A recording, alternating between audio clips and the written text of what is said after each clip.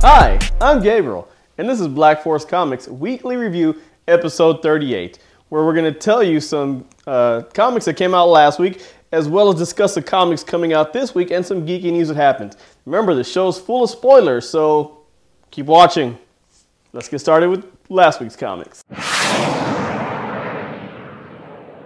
First up, Harley Quinn issue number 28. This is going to conclude the wedding of Red Tool and Harley Quinn. Now, if you've been keeping along with issues number 25, 26, and 27, you saw the introduction of this character known as the Red Tool. Now, this is Jimmy Palmiotti. I'm going to butcher his name. Jimmy Palmiotti. Palmadio. It's his character. He wanted to do a Deadpool character, but he is a DC exclusive drawer, so he's stuck with DC. So he said, you know what, I'm going to introduce something similar into DC. And ta-da, we have Red Tool, who doesn't have the split personalities, nor does he have the mercenary-like military training that Deadpool does, but he has the uncanny ability to bounce back from virtually death. You know, so it's a pretty interesting character in this issue. We find out in that wedding scene that he had set up for him and Harley Quinn after tattooing his phone number on her butt. We find out that all the patrons for that wedding that he has set up, they're all criminals. They're all bad criminals. And the new police chief that the mayor had hired to take care of Harley Quinn finds out that Harley Quinn isn't a bad person. He finds out that they're at the chapel, so he gets a police force. They go over there.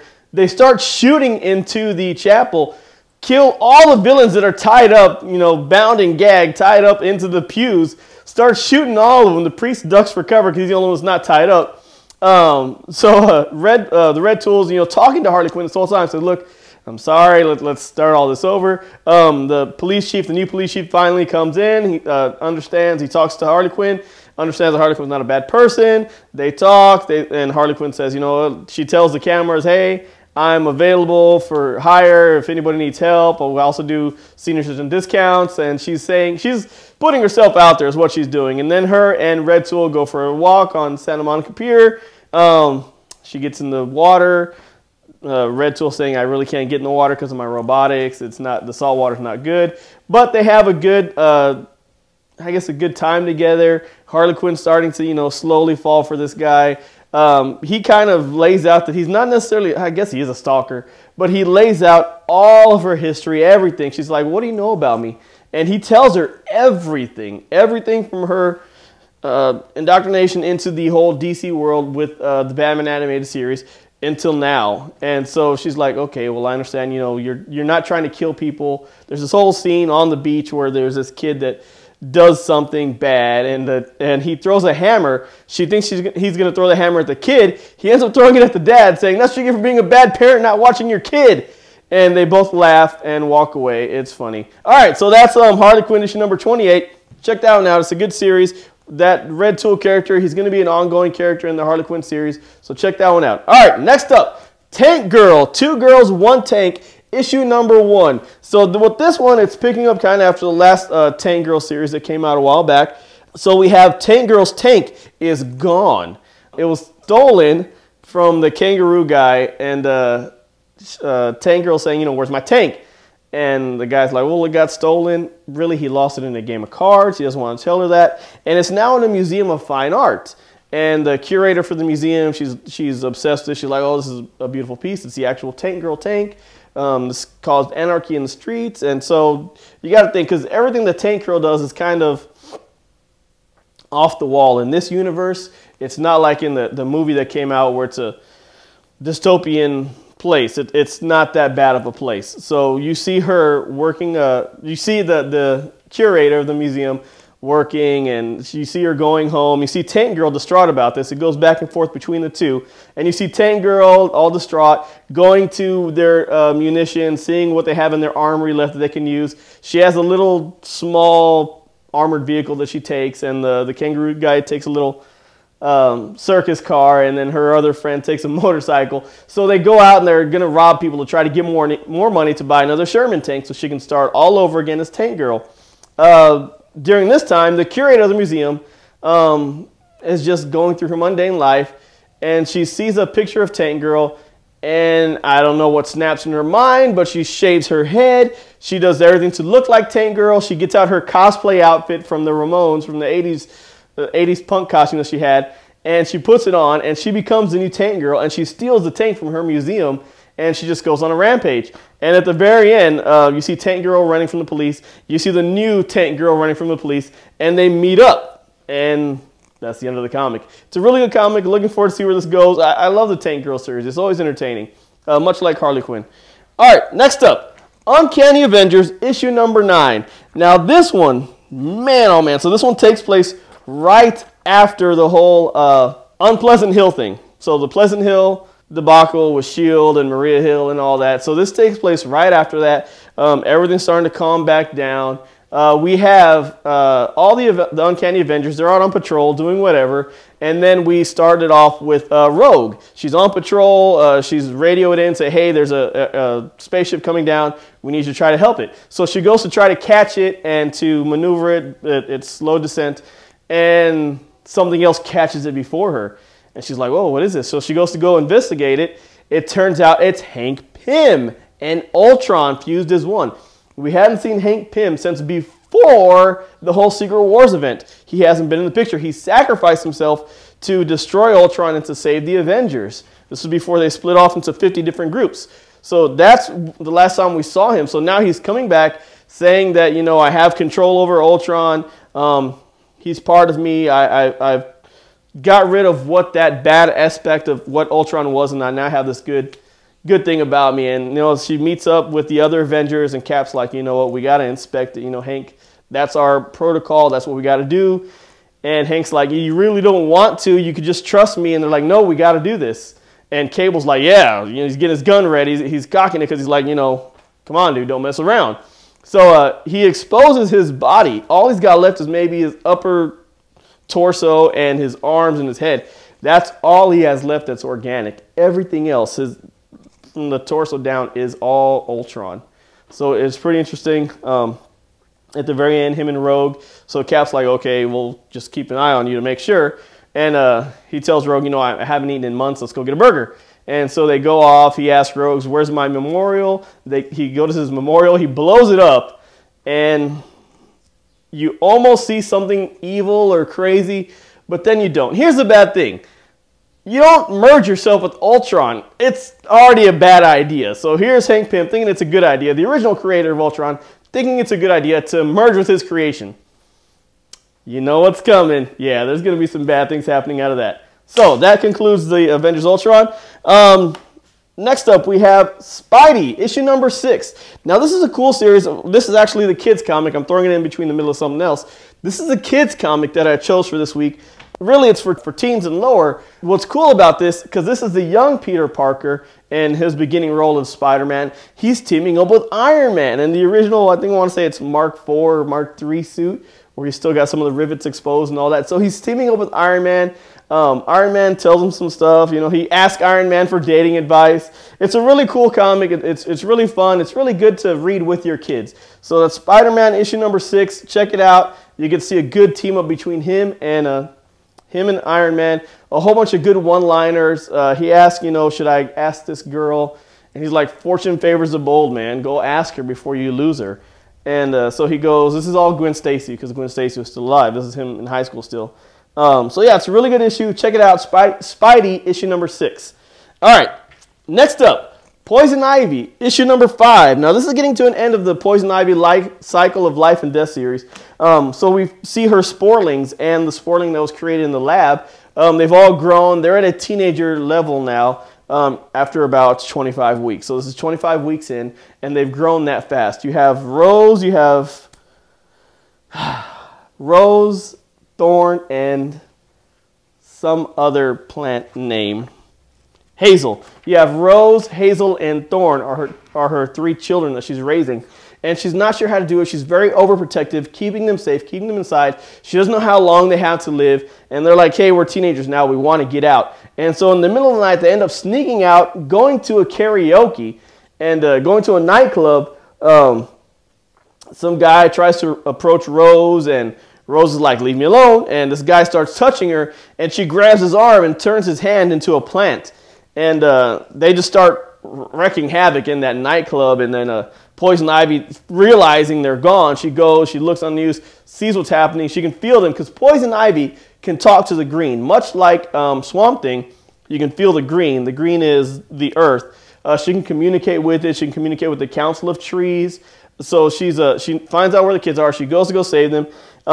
She brings them home. She says, you know what, you guys are grounded. She creates a little jail thing for them, and they're really upset about it. Poison Ivy then proceeds again to speak with the trees again, to speak with the Council of the Trees, and they're telling her something's coming, something's bad, something's interrupting their communication. And it turns out it's the doctor that created Rose in the lab. He's turned into this big evil plant monster, and he's attacking Poison Ivy. So that's the end of that issue. It's a really good issue. Issue 6 is going to be the last issue for that. If you haven't seen it, check it out. If you haven't got any of the issues, you can get the trade paperback, or go to your friend's house, steal his issues. It's a really good series, so check that one out. All right, last up for last week's comics. Civil War II, issue number 0. I really can't say enough about this. If you got out for free comic book day and you got the Civil War tie-in, that takes place after this with Thanos. That takes place after this. The way this starts off, it starts off with Rhodey talking to the president. And the president's kind of encouraging him, saying, look, at some point in time, one of you superpowers is going to want to run for president. And we want it to be you. So he's kind of encouraging Rhodey, we want to bring you up, we want to train you, we want to nurture you into this position of power because we'd rather be you than someone else. Probably like Tony Stark or, even Captain America. Captain America is a true soldier and a true American, but he doesn't follow the rules all the time. Whereas Rhodey, they know they can control him. They know they can control what type of soldier he is. He's a very yes sir soldier, a very yes man type soldier. So he's going to follow through with that. And it also has with Jen Walters as her role as She-Hulk, following up the case about this guy who was a criminal who was talking to his friends about maybe committing a crime or talking about past crimes, and they arrested him just on that premise of talking about past crimes. And so they say, okay, well, we're going to send you to jail anyway because you were a criminal and you might commit the crime. And Jen is all torn up by this, and she finds out later on that as she's going to S.H.I.E.L.D. to the helicarrier, she's summoned by Miss Marvel, by Captain Marvel, finds out that the gentleman that did indeed go to jail, he was killed in jail. So it really just messes with her mind, messes with her thought of the whole political, judicial system and how it really runs and operates. So yeah, we see how the Civil War is starting to unfold, in everyone's mind, how it's starting to really affect everyone. We see Captain Marvel being evaluated by Doc Samson, who we haven't seen since the Secret Wars event. So it's cool to see Doc Samson back again, psychoanalyzing Captain Marvel because they're worried, they're concerned about all this stress that she's under. She's going to snap and go crazy. And then at the very end, we see introduction of 2 new characters, 2 new Inhumans. One of them allegedly has this power to destroy everything, allegedly. Here's my thought on it, because you see 2 different characters. You see one that's a demon-like creature that comes out of this. She's got wings and red eyes and all. And then this other guy, you just see his eyes turn red, and next panel is everything's destroyed around him, and he believes he did it. So I think what's going to happen is he's going to be that character that can see into the future, and they're going to want to capture him and use his power to persecute criminals who have not committed a crime yet. Minority Report with superheroes. That's what Civil War is going to be. So check that out. So that's the comics for this past week. Let's talk about some comics coming up this week. All right, there's a few issues I want to talk about this week. Really not a whole bunch, just a few. Batgirl number 52. Remember, DC's coming to an end because they're going to do their rebirth thing, which is going to start this week. Bill and Ted Go to Hell number 4. Poor guys can't catch a break since the early 90s, man. Bloodshot Reborn number 13. Captain Marvel number 5, which is going to be a tie into the Civil War. Cyborg number 11. Daredevil number 17. And here's the big kicker. We're having a midnight release here at Black Force Comics for the DC Rebirth on Tuesday, the whatever today is, the 20-something rather. So it's a midnight release for the DC's Rebirth comic that's coming out. Deadpool issue number 12, Divinity issue 2, or Divinity Part 2, issue number 2. So this is going to pick up with the cosmonaut Anna and her coming back to modern day Russia and, you know, saying, you know what, let's rebuild this sucker. So yeah, it's really a good comic. Really looking forward to reading that one. Doctor, the 10th Doctor, 12th Doctor, 9th Doctor, they're all getting some this week. Also, Fear and Loathing in Las Vegas. That's right, the original one with the guy who developed his own accent. You know who I'm talking about, that guy. He's getting his own comic. So yeah, Fear and Loathing, issue number 1. It's going to be a 4-part series, so check that one out. Flash number 52. Again, DC's coming to an end. 52 issues. They're done. All right, so check that one out. Also, Justice League issue number 50 is coming out this Wednesday. We're going to find out the name of the Joker. So that's a big deal. We're going to talk about it next week. So check that one out, Justice League issue number 50. Justice League 3001 issue number 12, which is a totally underrated comic. It's really awesome. It's a cool view of the heroes in the year 3001. So check that one out, please. Mighty Thor, which has been really good. Love seeing Jane Foster as Thor. Mockingbird number 11, seeing Bobby with these new powers. It's pretty cool. Also, Scooby-Doo The Apocalypse. New story coming out. Issue number 1 is starting. So this is Scooby-Doo and his team, Fred, Vilma, Barney Rubble, you know, Fred Flintstone, all those people together. Okay, not the Flintstones and the Rubbles, but you know, it's Fred and Wilma and Daphne and Shaggy and Scooby in a post-apocalyptic world where the monsters did indeed take over. And so now you have Scooby and them trying to fight the monsters. They have an armored vehicle as their new mystery machine. It's pretty awesome. The art looks beautiful, so check that one out. Steven Universe and the Crystal Gems, issue number 3. Remember, this is a 5-part series. It's been really good so far. Teenage Mutant Ninja Turtles, Amazing Adventures for all you variant lovers. For the variant covers, Carmelo Anthony is going to have his own special issue for this one. So that's issue number 10, the Carmelo Anthony one. And then for you who still are infatuated with the Hulk, we have Totally Awesome Hulk, issue number 7 coming out. So that's concluding all the comics for this week. Remember, DC's Rebirth is starting this Wednesday, so check out the midnight release on Tuesday night, Wednesday morning. All right, let's talk about the news. All right, so speaking about things DC, Executive Director in DC Creative Comics, Jeff Johns, is now taking position and control of the DC Cinematic Universe. So they're getting rid of Zack Snyder, no relation to Scott Snyder, who's an amazing writer. But they're getting rid of Zack Snyder, who was a okay movie writer. He's done some amazing stuff. I mean, look at 300. Look at 300. He's done some pretty cool stuff in the past. So they're getting rid of Zack Snyder, though, and they're bringing in Jeff Johns, which is really cool because he hopes to bring back that light, that hope that Superman was, bring back that character that Batman should be. He's talked about a lot. They've done a couple of interviews, and I'm really looking forward to see what Jeff Johns is going to do. The sad part on that, Bill, you know, you got one side and the other. He's no longer going to be able to write as much in the comics because it takes a lot of time. He's looking to do what Paul Feige and what's his name? The guy who made Firefly? He's looking to do what they did and kind of create this multi-level universe within the DC movies and the TV shows. So that's going to take some serious time away from writing the comics. So we're sad to see Jeff Johns go. He hasn't admitted that yet, but that's what's going to end up happening. Also, the midnight release for Rebirth. Just want to point that out again because I am going to be here at midnight. So please come suffer with me. Bring me some Starbucks. Love you. All right. Also, Netflix has got the exclusive rights starting this summer to DC and Pixar animated and full feature-length movies. Did I say that right? Yes. So they're going to have all these live-action movies from Marvel that are from Disney. That includes all the Marvel, all the TV shows, everything. So here's the thing. Vincent D'Onofrio, who was Kingpin in the Netflix TV show, had talked about being in the Marvel upcoming Spider-Man movie Homecoming. He says they haven't contacted me yet. I would love to see that range of him going from the Netflix show into the movie. Let me know what you think about that, because I think he would be it would be great because he's already got that role. He's knocked it out. I'm totally for Kingpin. That guy that died in season 1, his assistant, I would totally replace him if they need someone to replace and stand by Kingpin. I will stand by him. So I would love to see him go from the Netflix series into the full-length movies. That would be pretty amazing. Also, in conclusion, for the news,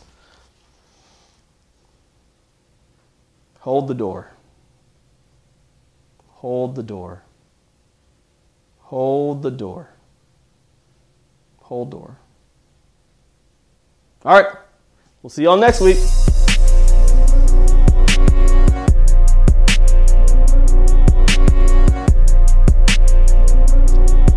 I can talk like Brett. Microphone check. Wiki, wiki, wiki, wiki. And give you an annotated explanation at the lowest voice possible. But in reality, I'm going to talk at this volume because it's what I do.